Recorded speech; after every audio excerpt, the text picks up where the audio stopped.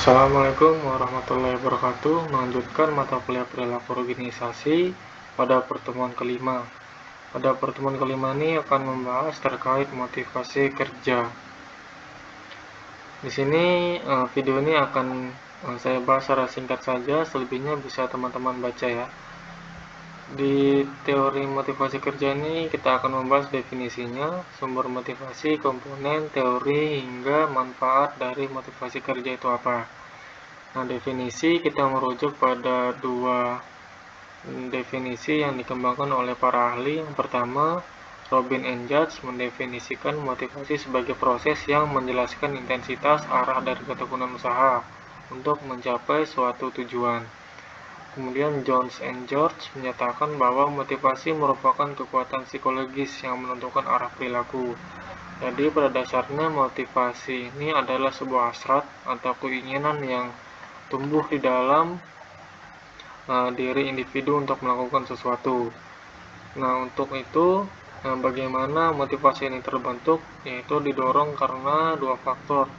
Pertama dari intrinsik dan juga ekstrinsik. Intrinsik ini yaitu faktor-faktor yang tumbuh dari dalam diri sendiri yang kemudian menjadi motivasi untuk seseorang melakukan sesuatu atau menentukan arah perilakunya.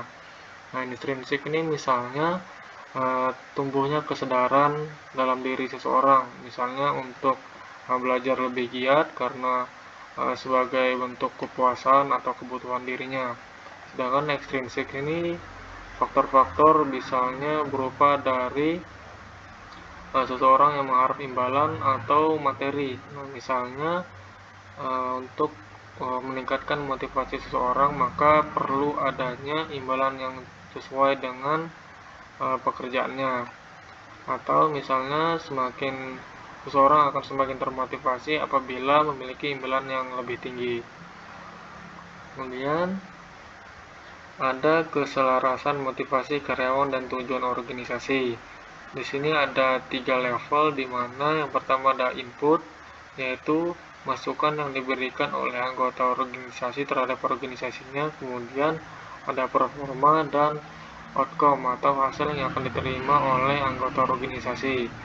Nah, pada level pertama yaitu anggota organisasi memberikan input atau masukan berupa time, waktu, effort, upaya, pendidikan, pengalaman, keahlian, pengetahuan, dan perilaku kerja, di mana keseluruhan input ini akan memberikan performance atau kinerja dari individu terhadap organisasinya berupa kontribusi untuk meningkatkan efisiensi, misalnya dari time dan upaya, di mana kedua ini misalnya bisa meningkatkan efisiensi organisasi, kemudian efektivitas dan tujuan organisasi, misalnya dari experience dan skills, yaitu pengalaman dan keahlian individu tersebut atau pekerja bisa memberikan efektivitas dan tujuan organisasi lebih mudah dicapai. Nah, dari performa ini, dari apa yang diberikan karyawan, kemudian menjadi kinerja yang baik, kemudian akan memberikan timbal balik yang akan diterima oleh anggota organisasi berupa gaji, kemudian keamanan kerja, kemudian ada manfaat lainnya, misalnya seperti reward dan lain sebagainya. Nah, oleh sebab itu, ini akan menjadi motivasi karyawan untuk melakukan sebuah pekerjaan.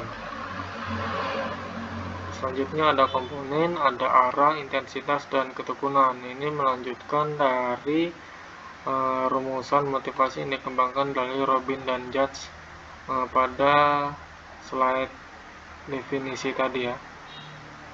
Nah, dimana Robin Judge menjelaskan intensitas, arah, dan ketekunan usaha, kemudian menjadi komponen dari motivasi itu sendiri. Saya rasa ini cukup jelas, di mana arah berhubungan dengan apa yang seseorang individu akan pilih. Nah, arah perilakunya, apakah bisa dia lebih termotivasi atau malah akan mengurangi motivasinya. Kemudian ada intensitas, merujuk pada kekuatan dari respon ketika arah dari motivasi telah dipilih. Dua orang mungkin menunjukkan perilaku mereka pada arah yang sama, tapi orang yang satu bekerja lebih baik karena dia melakukan lebih banyak usaha daripada yang satunya. Nah, misalnya ada 2 orang yang memiliki motivasi yang tinggi, tetapi bukan berarti keduanya memiliki upaya dan usaha yang sama. Ada yang memiliki upaya yang lebih tinggi dan usaha yang lebih banyak. Nah, ini yang disebut dengan intensitas. Kemudian ada ketekunan, yaitu komponen yang penting dari motivasi itu sendiri, merujuk berapa lama seseorang akan terus memberikan usaha mereka. Nah, dari dalam motivasi ini tentunya akan banyak membahas terkait dengan ketekunan. Misalnya, semakin tinggi motivasi seseorang, maka dia akan semakin tekun untuk melakukan pekerjaan tersebut. Begitupun sebaliknya. Nah, selanjutnya kurang lebih ada 11 teori motivasi.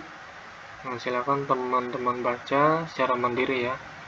Saya akan menjelaskan satu teori motivasi yang secara umum dirasakan oleh pekerja di Indonesia, yaitu antara pay and motivation, di mana pekerja kita ini di Indonesia secara umum lebih termotivasi ketika memiliki gaji atau bayaran yang tinggi, walaupun terdapat perbedaan keahlian dengan bidang yang ia kuasai.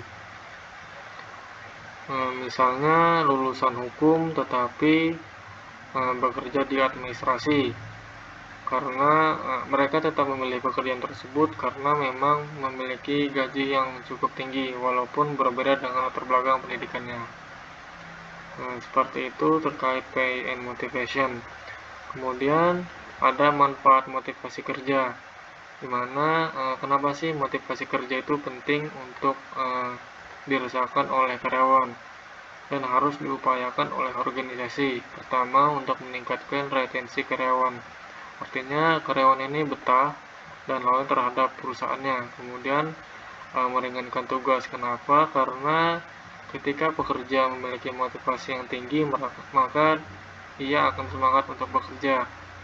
Sehingga ketika ia semangat bekerja, maka dia akan lebih mudah mengerjakan tugasnya. Kemudian bisa meningkatkan nilai produk. Karyawan tidak akan cepat puas, kemudian mendorong kreativitas, komitmen, dan energi positif. Kinerja pun meningkat, kemudian ada efisiensi karena motivasi yang tinggi akan mempercepat pekerja dalam melakukan pekerjaannya, kemudian suasana kerja juga nyaman. Demikian dari pertemuan kelima terkait motivasi kerja. Selebihnya silakan teman-teman pelajari secara mandiri, dan jika ada yang ingin ditanyakan silakan lempar di grup, kita akan diskusikan secara bersama. Demikian saya akhiri. Wassalamualaikum warahmatullahi wabarakatuh.